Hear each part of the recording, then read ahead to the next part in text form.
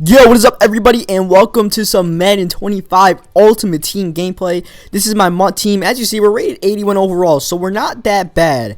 I mean, there's worse teams out there than us. We got some decent players, and I'm going to go through the players real quick, and then we're going to start up the first game of the season. As you guys know, I did like 4 games on the current gen, but that wasn't really much. Just 4 games in the first season. Now we're going to try to do MUT for real. And you see most of the cards I have, and you're probably wondering where the hell I got these cards if I don't spend any time in MUT. Well, basically what pretty much all these cards came from is when you have the season ticket on EA Sports that lets you get like Madden and all the other EA games 3 days early. One of the things that comes with it is like a bunch of pro packs. I don't know exactly how much pro packs they give you, but they give you 1 per week for I don't know how many weeks. I'm still getting them. I've been getting them since August. So I don't open those every week, but I usually like just open them for the hell of it, even when I wasn't playing MUT. And eventually I would get some really good players. And some of those guys aren't even on the team. I have like an 89 overall Jamal Charles. I didn't put him on the team because I didn't want to like burn up his contract. I don't feel like we need him yet. Or I might just sell him. I don't know. But yeah, that's my team right there. You see the guys. The only 3 guys that aren't really mine that I got from someone else is, damn it, I forgot to get his name, but I'll get his name next video for sure. But this one guy gave me a Santonio Holmes that you saw, like the green Santonio Holmes. The RG3, that's my quarterback. Of course, I had an RG3 last time. That's an 80 overall that they gave you like early in the year. But this one's an 84 overall, and the more important thing is he has like 92 speed, so he's going to kill it in the option game. And just running around trying to get extra yards.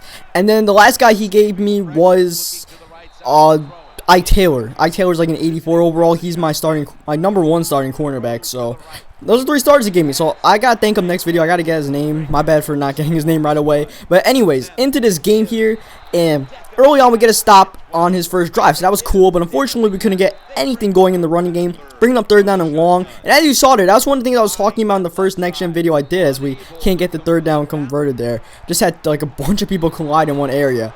And yeah, so what I was saying about how like the running is hard to do in the middle, that's kind of what I was talking about.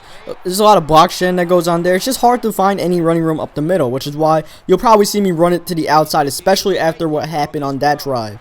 And now he gets the ball back, a rare punt. You don't see punts a lot, especially in MUT, but we punt the ball away. And so far, he's doing okay with his opportunity. We could have had him pinned at the 1-yard line. We were so close. And I got this dude, Andy Lee, who's like a 90 overall. Like, come on, man. You're going to be a 90 overall punter. Make it worth it and hit him at the 1. Don't, like, miss it by an inch at the 20. And here's 2nd down and 12. It looks like Peyton Manning goes down. Now, either he has 2 Peyton Mannings or Peyton Manning really wasn't the guy that got injured, because Peyton Manning comes back. But he also makes a bonehead read. He had a guy wide open near the 12 guy. Instead, he tried to throw it deep. And then 4th down and 6, he goes into coverage and does not get it again. And as you can tell, the scouting report is easy on this guy. He likes throwing it to the outside. That's his go-to move. And 3rd down and 4th down, he wants to throw it to the corners. So now that we know that, we got it out of our mind. And now we know what to do on offense, which is run with McFadden here and give him a screen pass every here and there. And one thing I usually do in on like online rank matches and stuff like that is I don't run like my best plays right away. I like to save those for a little bit later, just so I don't burn them out. So I could like score on some of my not so great plays and then keep my great plays for later. You know, just when somebody thinks they like figured out how to stop the first set of plays, you come out with a new set of plays. But in MUT, you gotta come out with your best stuff pretty much right away. You see 3rd down and 5, we run a nice power O here, and it works for a touchdown. We got some great blocking there, and I'm not sure it was CJ2K or Darren McFadden who got that, but one of them got it. Both of those guys are pretty fast. I think they both have like 95 speed. But I put the McFadden in since he's an 82 overall, and the Chris Johnson's like a 76 overall. So it'll be the backup. So it won't really be much of a difference between the 2 running backs. Besides that, McFadden might get a few extra tough yards. But yeah, like I said, you got to come out in your main offense right away, because there are, I believe, 8 less minutes in the MUT game than there are in an online rank game.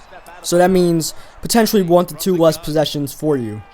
And you just got to come out firing right away. As you see, it's a low-scoring game, 7-0. About to head into the second half here. But before that, he's moving the ball downfield. He hasn't done it all game, but here he is all the way at the 9-yard line, trying to score points for halftime. We try to lock up the end zone, and it looked like we had a guy in perfect position there in Dunbar, but he just couldn't reach out there. And that brings up 1st down goal at the 1. 1st down goal at the 1. He doesn't quarterback sneak it, and he almost gets intercepted instead with 5 seconds to go. 2nd down, he runs the ball with Marshawn, who gets stuffed. And now 3rd down and goal, he's going for it, and he might not get any points out of this drive. And he's running to the outside with Marshawn, and he gets in for a critical touchdown. And not only does he get the touchdown, he decides to go for 2. I guess he figured, hey, that play worked just now. Why not run it again? And, well, it worked again. So, you know, I kind of didn't expect him to run it twice, but he actually did and got the 2-point conversion. Though I guess I probably should have, since it's Mutt, and Mutt is, like, simplified people playing. They'll probably do the same thing twice if it works once, you know. And here, I don't know what the hell happened. Actually, it's not this play. As you see, McFadden get the ball here. We get ball at second half, thankfully. So that's all good. But here, this is the play I'm talking about. RB gets wide open. That's my read. And I hit RB at least 3 times, man. I swear, I was jamming that thing. But RG3 decided, I'm going to keep the ball and I'm going to get popped. And he fumbles the ball in the process. So, I mean, things have just gone for worse for us. We went from having the lead to going down at halftime and then fumbling the ball in the next possession, and though we get it right back. So maybe it isn't so bad. Von Miller is playing like a beast. He's trying to get MVP for this game. He's making a lot of tackles already. 3. He's got that interception that helps turn the game back in our favor. And now you see this Calvin Johnson. One thing I realized that I think I get it in the next video is I'll talk about it more next video, but EA Sports, by the way, this is the RB throw that I tried to make earlier, but now I actually got the hit RB here. It actually registered, so I got the touchdown. But yeah, EA Sports gave me like a 90 overall Calvin Johnson. It's not really that great, it has like 90 speed, but still a 90 overall Calvin Johnson and like an 88 overall Drew Brees. I'm not sure that's like for buying Madden 13 and Madden 12, since those are the cover vote athletes from those games, but if somebody could explain that for me, you know, that would be cool. I'll show you guys in the next episode, because that's when I get them. But anyways, back to business in this game, because he's running the ball here at Marshawn. We got the lead, and right now, we just got to guard the end zone at all costs. That's basically it. And the clock is starting to maybe become a little bit of a factor with 4 minutes to go. The clock is always a factor in Mutt, as I somewhat mentioned earlier. But yeah, the clock is just always a thing. And now it's really a factor, as Ray Lewis could have gotten the game-clinching pick there. Because as you saw, he milked the clock down to 1 second. He knows what's up. He knows this could be the last possession of the game. If he gets into the end zone, scores a touchdown, doesn't give me the ball back.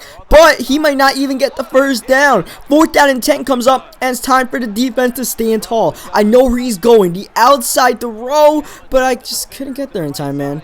And that's just me not playing next gen enough. It's hard to make plays with this next gen. It's different than current gen, and I don't know. I can't move around. You can't move around the way you do in current gen, so it's kind of hard to explain. You just gotta play it to feel it, but it is weirdly different. Here, 3rd down and 10. Oh, he just got the throw there over Deion Jordan, and that Deion Jordan was one of the cards that EA gave you for free. It was like a limited time thing. They were giving away that thing for free. So I was like, oh, look at 88 Deion Jordan. So I got that. But he couldn't make the play there. Now 2nd down and 7. Marshawn Lynch gets the edge and doesn't score a touchdown. He goes out of bounds. If you're not going to score the touchdown, there's really no point in going out of bounds, because here he scores the touchdown anyways, and what, he killed like 2 extra seconds, and now we'll get primetime Deion Sanders making the cut, getting a block, only to go out of bounds. And once again, that is current gen versus next gen.